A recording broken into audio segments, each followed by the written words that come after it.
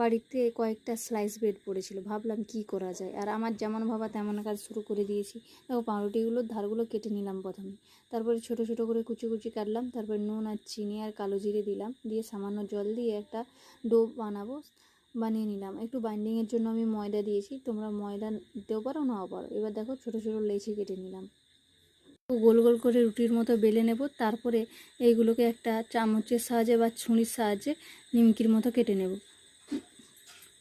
দেখো আমি নিয়েছি চামচ, তোমাদের কাছে যদি ছুরি থাকে সেটা দিয়ে কেটো। আমি নিমকিগুলোকে বরফির আকারে কেটেছি, তোমরা যে কোনো শেপে কাটতে পারো। চলো নিমকিগুলো আমি কেটে নিই, তারপর তোমাদেরকে দেখাচ্ছি। এ দেখো আমি বরফির মতো কেটে নিয়েছি নিমকিগুলোকে। এবার কড়াইতে তেল গরম করে এই নিমকিগুলোকে লাল লাল করে ভেজে নেব। আর নিমকিগুলো লাল লাল করে ভাজা হয়ে গেছে আমার, দেখো তুলে নিয়েছি। আর এর সাথে 1 কাপ চা থাকলে সন্ধ্যেটা পুরো জমে যাবে। আর ভিডিওটা কেমন লাগলো তোমরা কমেন্ট করে জানিও। চলো টাটা, আবারও দেখা হবে অন্য একটা ভিডিও নিয়ে।